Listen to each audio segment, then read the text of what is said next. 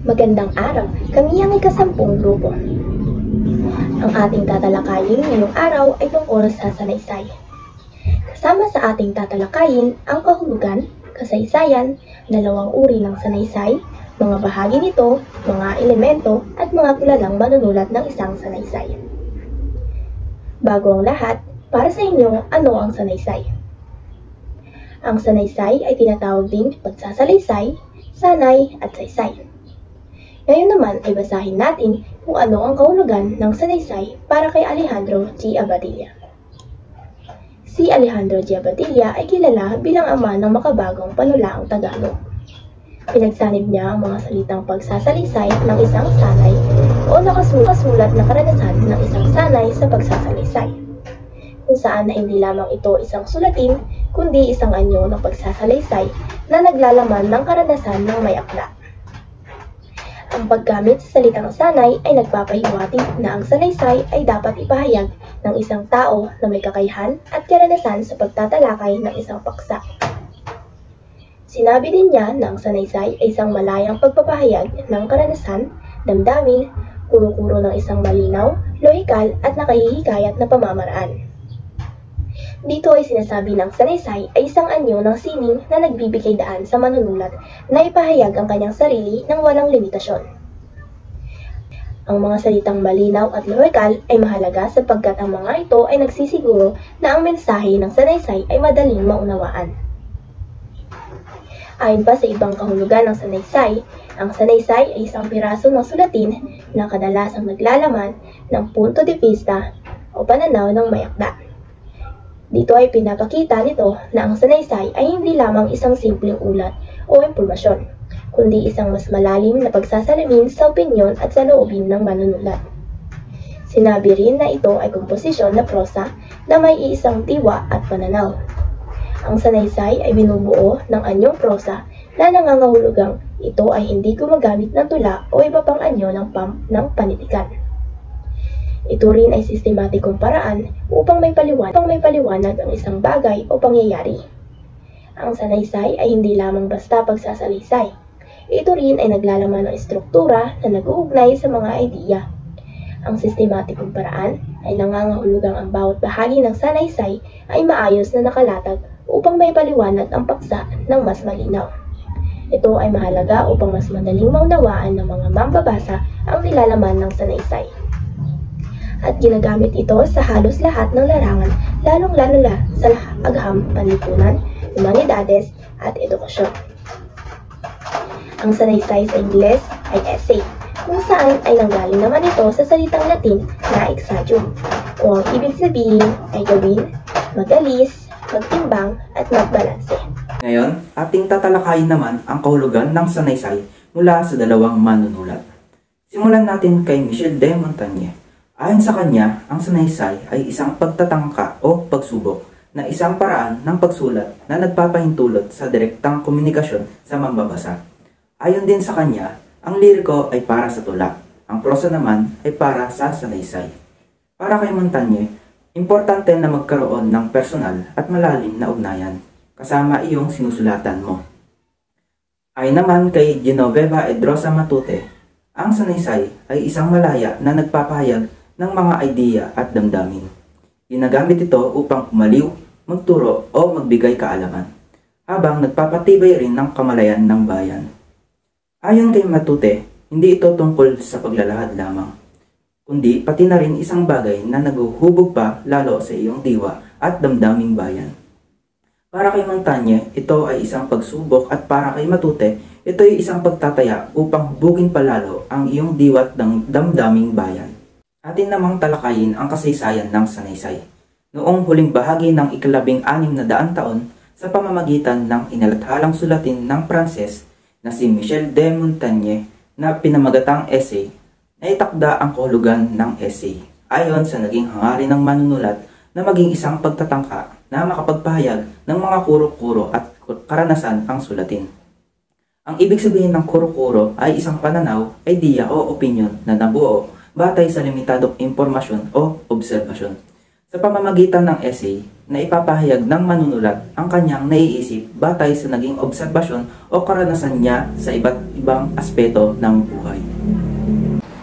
Ang sanaysay ay may dalawang uri, ang di formal at formal na sanaysay. Ang di formal na sanaysay ay tinatawag din na sulating malaya. Karaniwang nagtataglay ng opinyon, kuro-kuro at paglalarawan ng isang akda. Ito ay maaaring nanggaling sa kanyang obserbasyon sa kanyang kapaligiran, ginagalawan. Mga isyong sangkot ang kanyang sarili o mga bagay na tungkol sa kanyang pagkatao.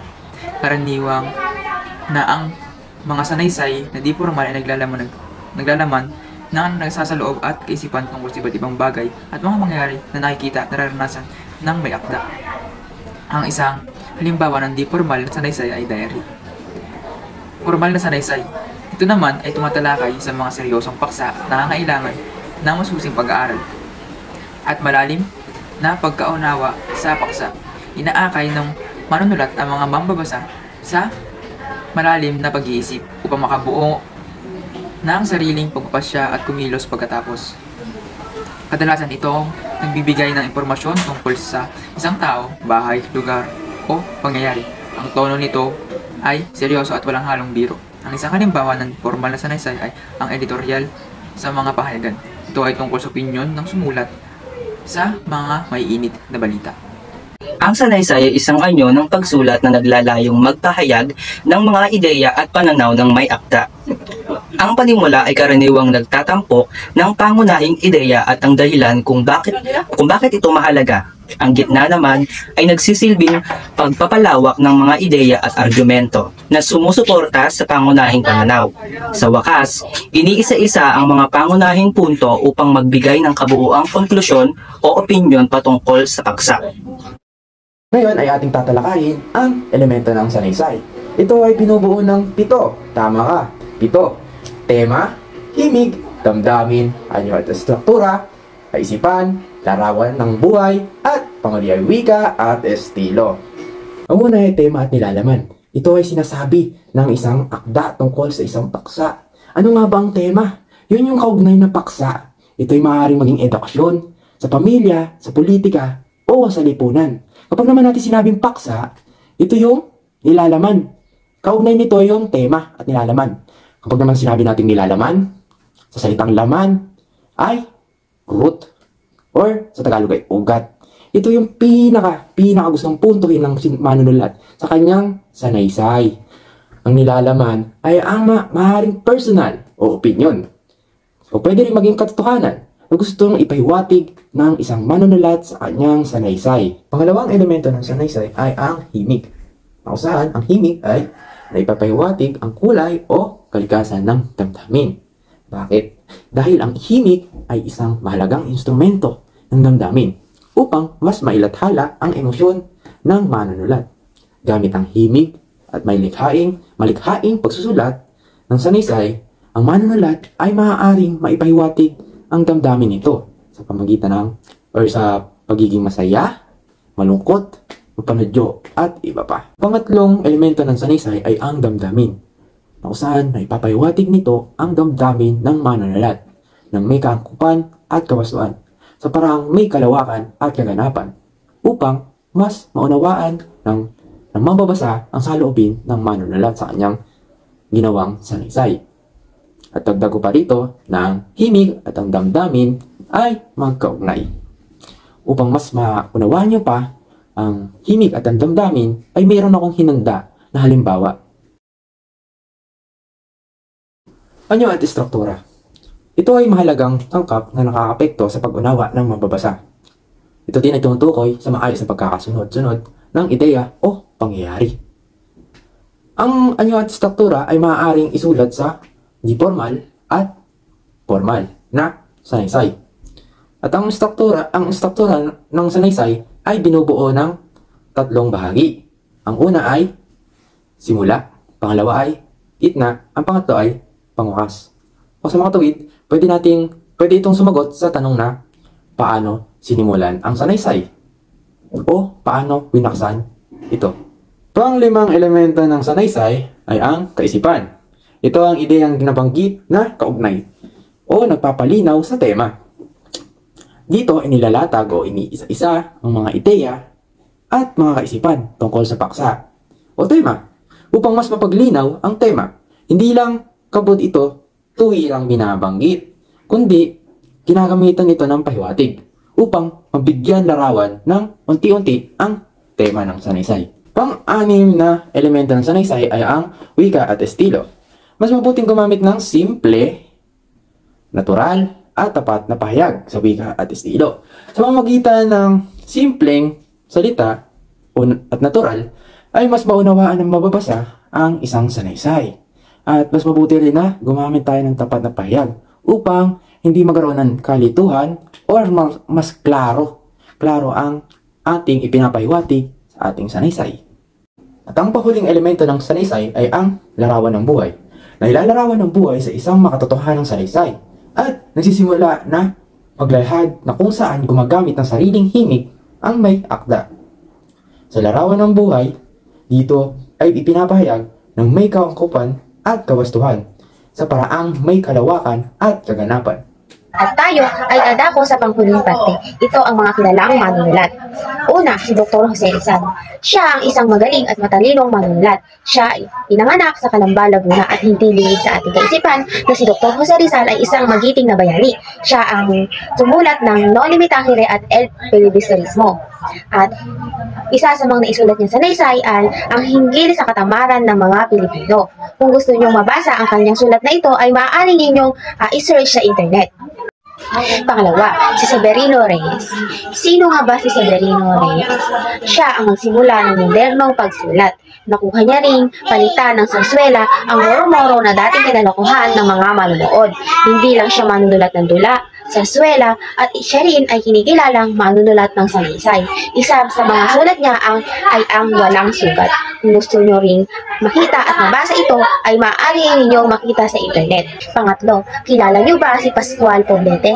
Siya ang kinikilalang mandudulang may maapoy na pagmamahal sa kalayaan ng bayan. Ginamit niya ang kanyang pagsulat upang gisingin ang damdaming makabayan ng mga Pilipino. Siya ay isinilang sa Lake Cavite noong Mayo 17, 1858 at alam nyo ba na si Poblete ay nagtapos ng Bachelor in Arts sa Liceo de Manila at si Poblete rin ang nagtatag at naging patnugot ng pahayagang El Resumen. Si Poblete ginamit ni Poblete ang pahayagang El Resumen upang tuligsain ang mga katiwalian at pangaaping ginagawa ng mga makapangyarihang Kastila na siyang naging dahilan upang siya ay mausig at ipatapon sa Afrika. At kagaya ni Severino Reyes, si Pascual Poblete rin ay isang mandudula. Hindi lang siya isang mandudula at siya rin ang kinikilalang manunulat ng sanaysay. Isa sa sulat niya ay ang Patnubay ng Binyagan.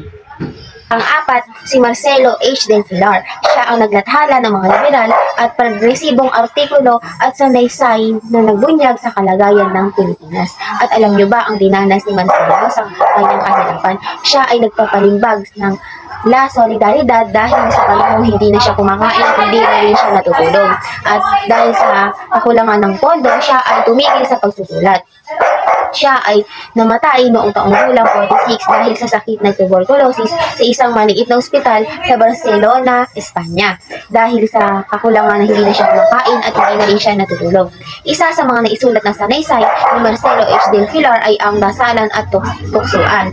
At kung gusto nyong malaman at mabasa ang kanyang sulat, ay maaari niyo itong i-search sa internet. Ang panghuli ay si Lope K. Santos.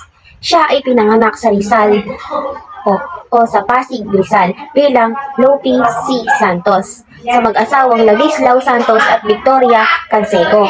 Noong siya ay nakapagtapos ng pag-aaral sa Kolehiyo Filipino, siya ay nagkamit ng may mataas na karangalan.